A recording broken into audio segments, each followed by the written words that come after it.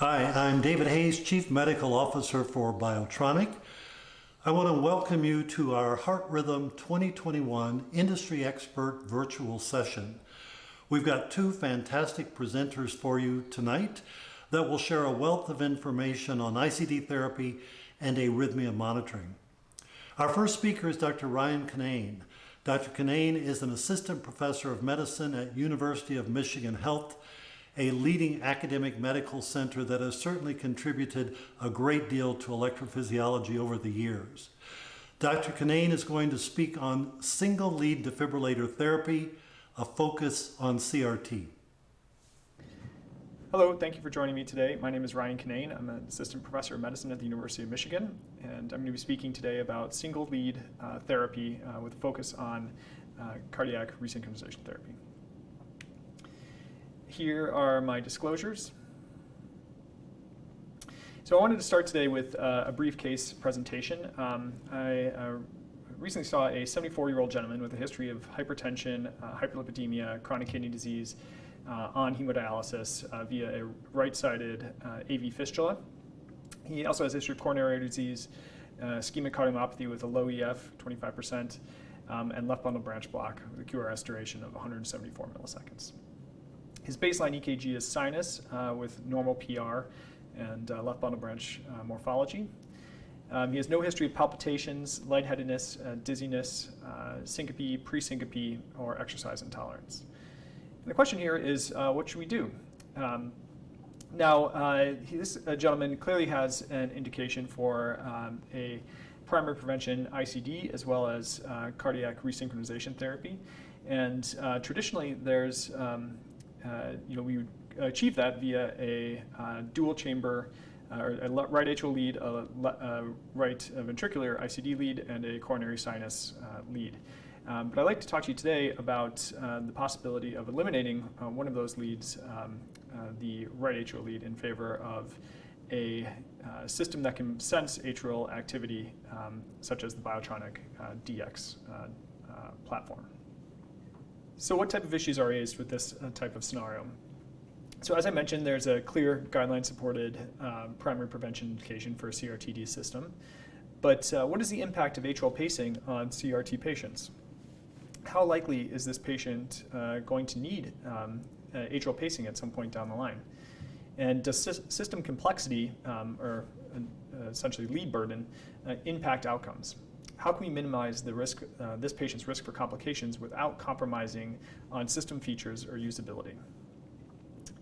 And some of those factors being SVT discrimination, atrial fibrillation detection, and the reduction in inappropriate shocks.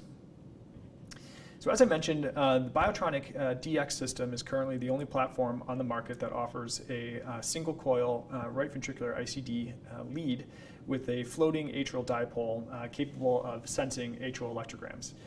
The lead comes in two different sizes with spacing from the dipole to the tip of the lead of either 15 or 17 centimeters. The atrial electrograms that are sensed by this floating dipole are then amplified times 4 within the device itself for optimal sensing. The lead itself can be supported by both single chamber or BiV CAN platforms, pulse generators. So one thing to consider with CRT patients who don't have an underlying indication for atrial pacing is, would they benefit from having atrial pacing support? And this question was directly addressed by the Pegasus trial published in the Journal of Cardiovascular Electrophysiology back in 2012. And this was a multi-center, 3-arm randomized study incorporating about 1,400 patients, looking at a composite endpoint of all-cause mortality, heart failure, New York Heart Association class, and global self-assessment for symptoms. The patients included had an average ejection fraction of about 23% and were followed for a little over 10 months. What the 3 arms consisted of were those patients that had atrial tracking alone, so with the least amount of atrial pacing, those who had rate adaptive pacing modes where they were occasionally pacing in the atrium, and then those with programmed atrial pacing support like DDD-70, where the presumption was they would have the most amount of atrial pacing. And when the groups were compared, they showed that there was no difference in the primary endpoint of all-cause mortality or heart failure hospitalizations and events between the pacing modes. So we don't really see any help from atrial pacing in patients with CRT. So we know that atrial pacing isn't necessarily beneficial, but could it actually be problematic? Here are two Doppler recordings, pulse wave Doppler recordings published in JACC in 2005 that looked at the comparison of left ventricular inflow in patients who were either paced in the atrium or not paced in the atrium.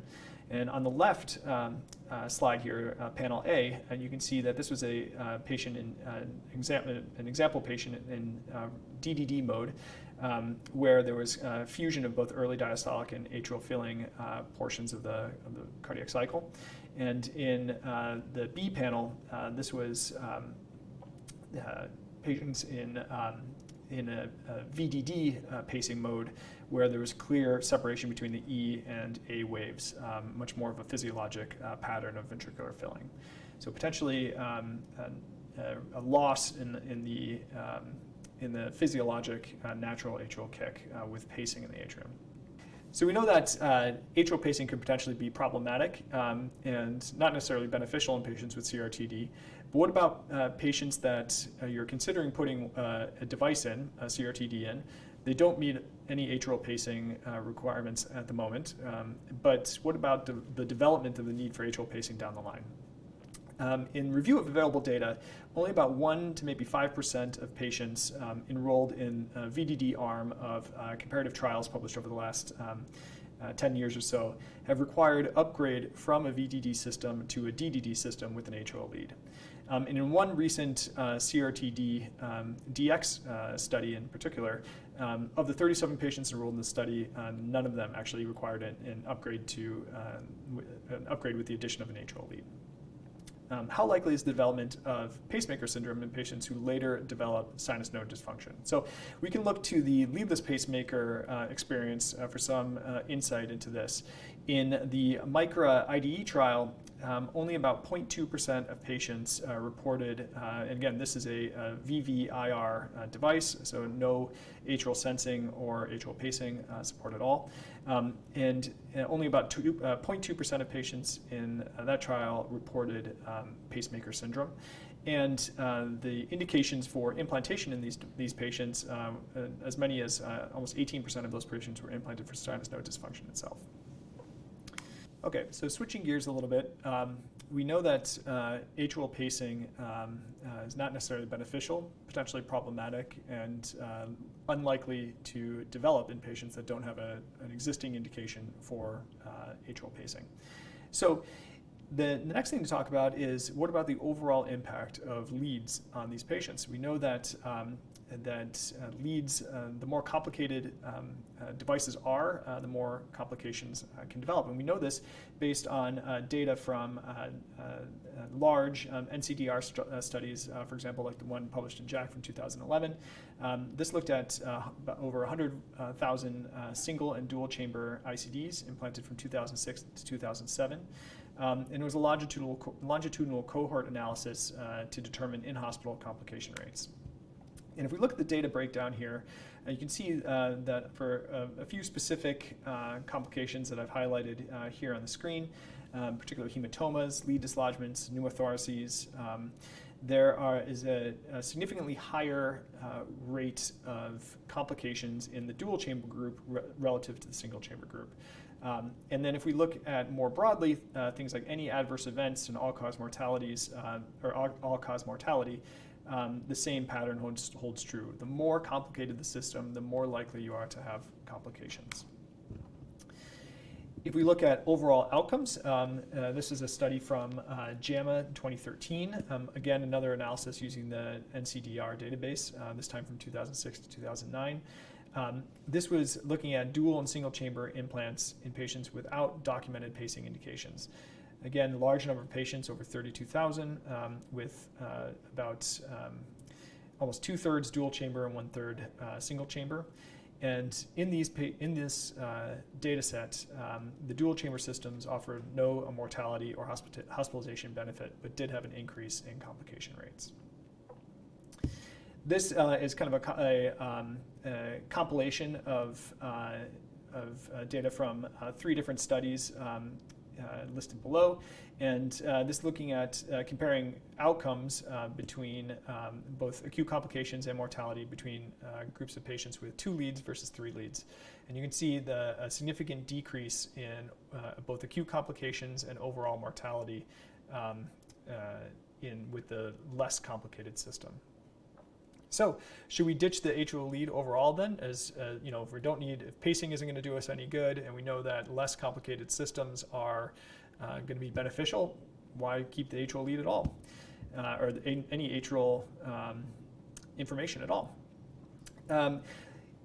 The DETECT SVT study, this was published in Circulation 2006, looked at 400 patients with an ICD indication. They all got dual chamber ICDs and were randomized to either dual chamber or single chamber with sensing alone. So basically they turned off the atrial lead, and some of these people, but they all had dual chamber systems. And they were looking at detection and specifically things like inappropriate detections and inappropriate shocks. What they found was there were more inappropriate detections and more inappropriate therapies with the single chamber system. So it's possible that there is some additional information gained, particularly with the discrimination algorithms, by having some knowledge of what's going on in the atrium. Looking at an analysis of all ICD implants from 1996 to 2006 from the Netherlands, single center in the Netherlands. This was published in JACC in 2011, looking at about 1,500 patients. If we look at causes of inappropriate shocks, you can see that in the single chamber group, the bulk of the causes of inappropriate shocks, or in both groups actually, were in arrhythmias originating in the atrium. So in addition to the information gleaned from discriminating between atrial and ventricular arrhythmias, we also see an improvement in atrial fibrillation detection. In this study from Ricci's group, published in EuroPace in 2009, we can see a significant improvement in freedom from atrial fibrillation and atrial fibrillation hospitalizations, as well as inappropriate shocks due to AFib in the dual chamber group, dual chamber sensing group, I should say, versus a single chamber group. In addition, there's improvements with the ability to sense what's happening in the atrium with post-therapy diagnoses, looking back at shocks and determining if whether or not they were appropriate or inappropriate. If we look specifically to ask what are we missing, if anything, with the DX platform, we can reference this slide here, which is an amalgamation of a number of different studies listed below. Looking at starting with the upper left here, if we compare accuracy in identifying SVT, we see that there's a reliable detection between using the DX platform for detecting both atrial flutter, atrial fib, and sinus tachycardia.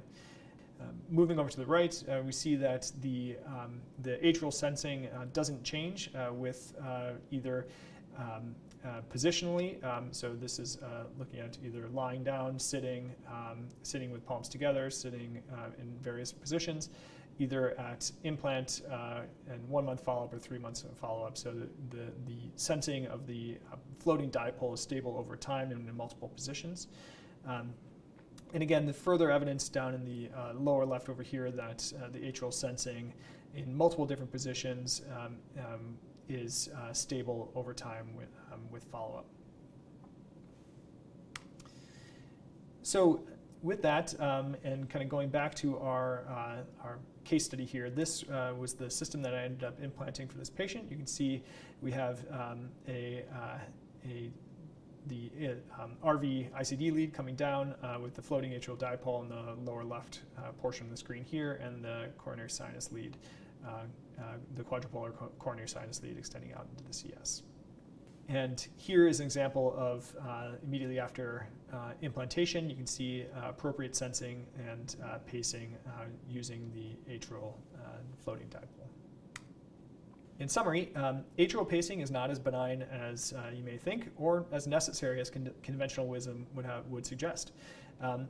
there's a clear positive association between increasing system complexity and lead burden and increasing complication rates.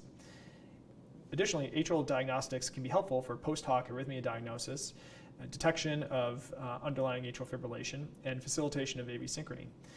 Their impact on SVT discrimination, however, though, and prevention of inappropriate shocks is a little less clear. So lastly, atrial sensing with the DX platform is stable and accurate over the long term and can be a great option for your patients who don't have an underlying atrial pacing need if you want to try and minimize both complications and lead burden over the long term. Dr. Kinane, thank you for that insightful and informative perspective on single lead ICD therapy and the inherent relationship with CRT. Thanks again. Our next speaker is Dr. Asad Mohammed. Dr. Mohammed is an assistant professor of medicine at Mount Sinai Hospital in New York City. He's going to share with us tonight his clinical experience with the BioMonitor 3M implantable cardiac monitor. Hi, I'm Dr. Asad Mohammed. I'm a cardiac electrophysiologist in Mount Sinai Health System. I'm here to discuss my experiences with the Biotronic BioMonitor 3M implantable loop recorder and the experiences with it. I've been using this device for over the last 2 years now, and in my experience, it does offer the best in-class signal amplitude and signal resolution with little limitation in device implant location. Now, implantable loop recorders are commonly used in patients who have palpitations, syncope, stroke, and so on and so forth. And the workup for diagnosis and management in these patients can often be elusive and costly. As a result, the implantable loop recorder does serve as a good middle ground due to it being both minimally invasive and cost effective. Now, a major challenge in the design of implantable loop recorders is to create a device that has a large enough inter-electrode spacing distance to improve signal resolution and amplitude, but also small enough to encourage patient compliance.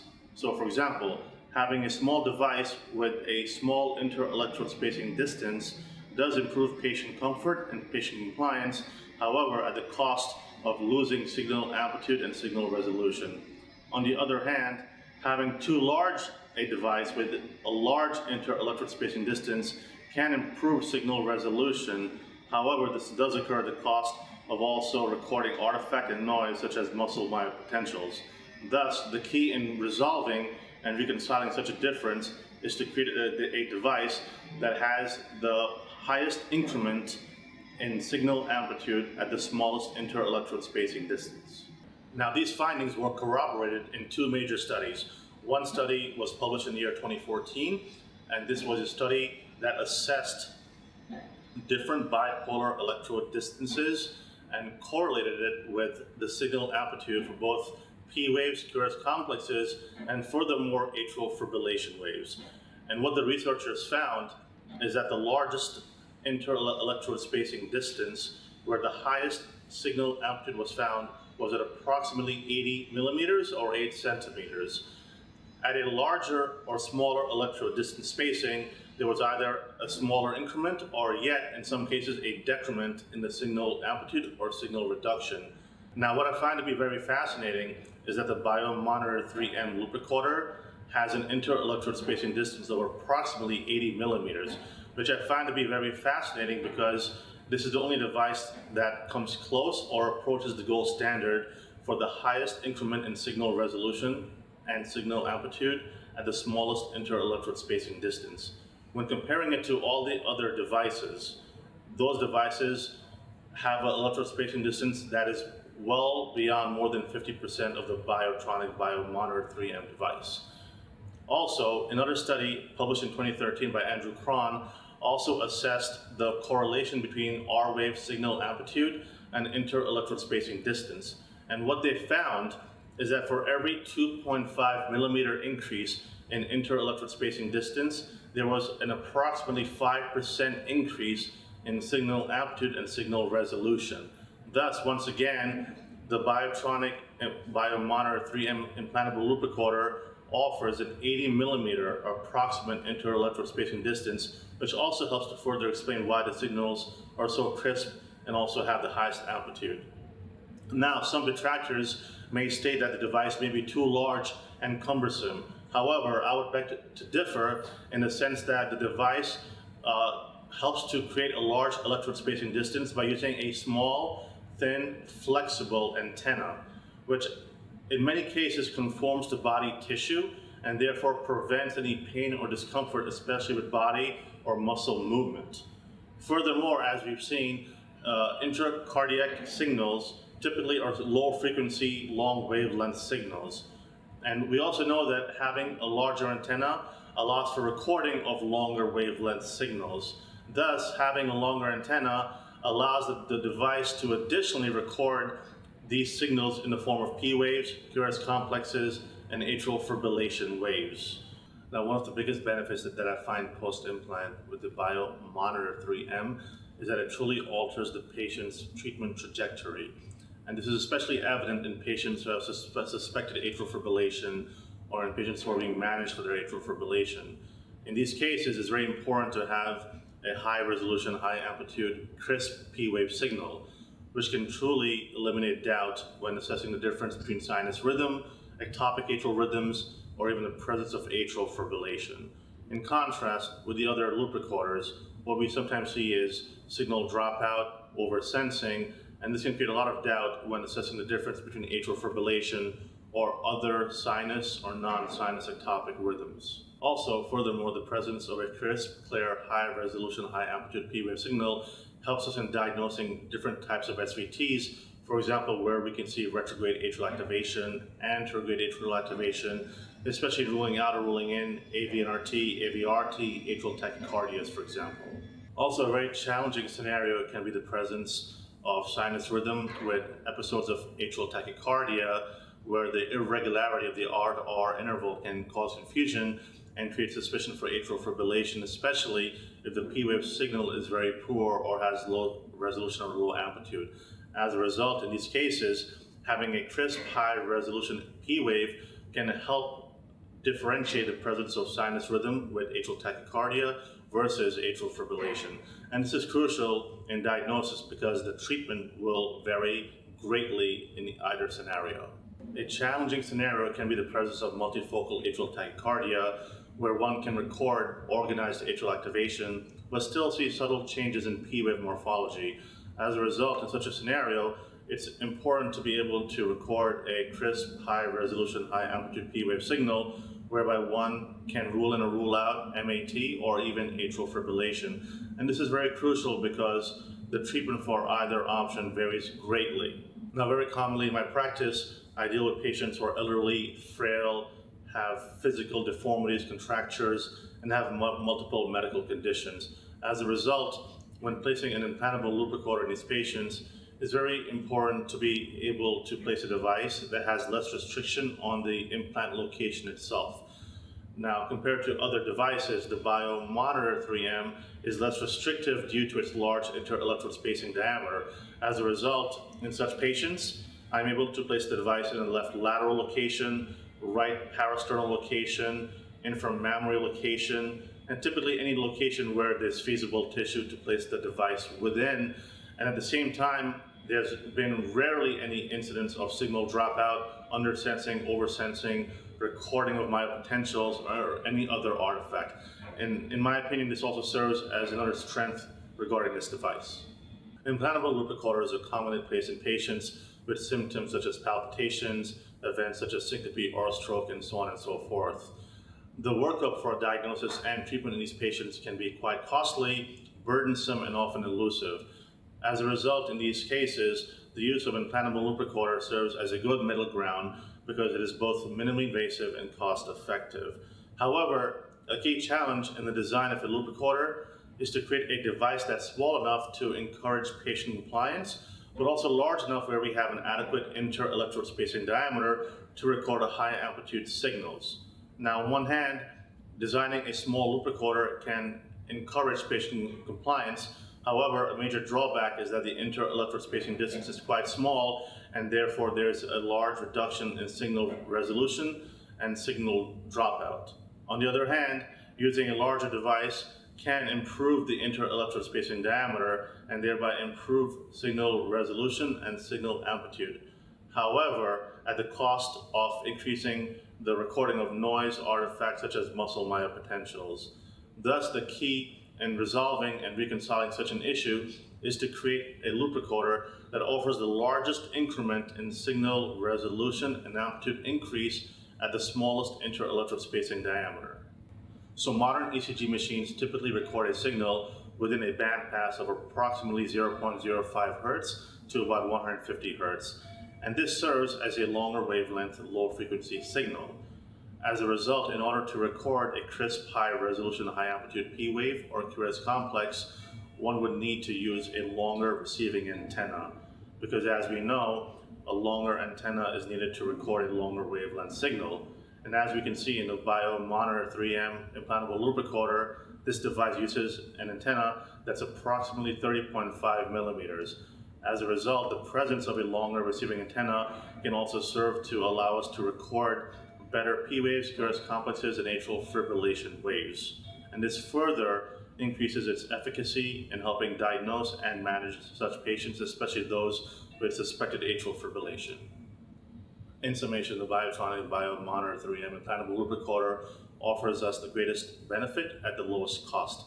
This is owed to multiple factors, which includes its fractal coating surface, its longest receiving antenna, and the presence of the largest in-market inter-electrode spacing diameter. Furthermore, the implant technique itself is dummy-proof, whereas we can place the device within any location over the precordial area. Furthermore, post-implant, the remote monitoring is quite simplified and efficient, owed to the presence of crisp, high-resolution signals that helps us in accelerating diagnosis and then treatment. Also, the device is less restrictive during the implant itself, and furthermore, post-implant, we have better diagnosis and better differentiation between similar rhythms, such as sinus rhythm with premature atrial complexes, multifocal atrial tachycardia, and furthermore atrial fibrillation. It's a combination of all these qualities that allows me to continue using this device with the utmost confidence. Thank you, Dr. Mohammed. You draw a really interesting parallel between the published clinical evidence on ideal inter-electrode spacing and the design characteristics of BioMonitor 3M. Thanks again. I hope you've all enjoyed the presentations tonight and continue to enjoy HRS, whether virtually, in person, or perhaps both. I know we've all become accustomed to virtual learning during the pandemic, but most of us are looking forward to the face-to-face encounters as well. If you have any questions about tonight's presentations or any related topics, we would love to hear from you. You can simply email the address on your screen or click the Drop a Business Card button at the Virtual Biotronic booth by visiting the Virtual Innovation Expo. Thanks again. Have a great evening.